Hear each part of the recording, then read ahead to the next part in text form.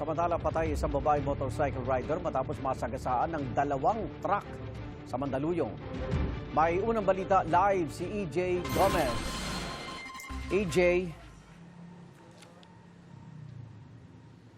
Igan, dead on the spot ang isang babaeng rider matapos nga siyang magulungan ng isang 12-wheeler na kargado ng buhangin sa Ortigas flyover bago maghating gabi. Habang pinoproseso ang nasawing biktima, makalipas lang ang 2 oras, nagulungan muli siya ng isa pang dump truck na kargado rin ng buhangin. Kinordon ng pulisya ang paakyat na bahagi ng Ortigas flyover dito sa Mandaluyong. Yan ay matapos magulungan ang isang babaeng rider ng 12-wheeler na kargado ng buhangin kagabi mag-aalas 12. Nasawi ang biktima. Ayon sa 29 anyos na driver, hindi niya napansin ang motorsiklo na ani ay posibleng nagtangkang mag-overtake sa kanang bahagi ng truck. Kasi po may sinusundan din po akong truck. 3 po kami magkakasunod na magkakasama. Hindi po siya napansin. Dito po baka gusto niya umovertake dito, alanganin naman po diyan. Humihingi na lang po ako ng pasensya sa mga kaanak niya na ganito po nangyari, hindi ko na po sinasadya. Bumiyahe raw sila mula Porac, Pampanga para sana mag-deliver ng buhangin sa isang planta ng buhangin sa Pasig. Bandang alas 2 ng madaling araw, habang isinasagawa ang investigasyon at pagproseso ng pulisya sa biktimang nasawi, nagulungan siya ng isa pang dump truck na kargado rin ng buhangin. Base sa pahayag ng truck driver sa pulisya, may nabangga muna siyang SUV.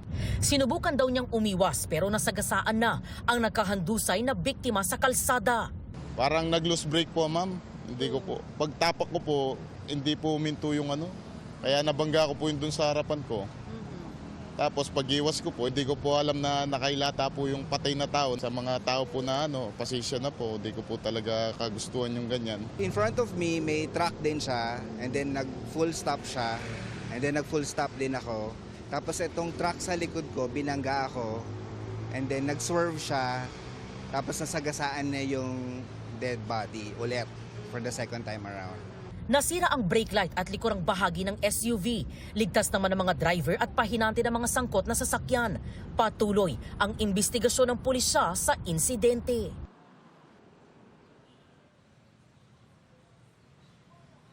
Igan, hanggang sa mga oras na to ay wala pang lumulutan ng mga kaanak ng nasawing rider. Pero ayon sa pulisya, base sa nakuhang lisensya, ang biktima ay 31 years old at taga Quezon City.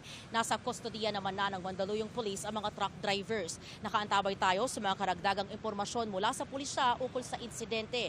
At kanina, pasado alas 6 nang muling maging passable o pwede nang madaanan ng mga motorista ang Ortigas flyover. At yan ang unang balita mula po dito sa Mandaluyong City. EJ Gomez, GMA News.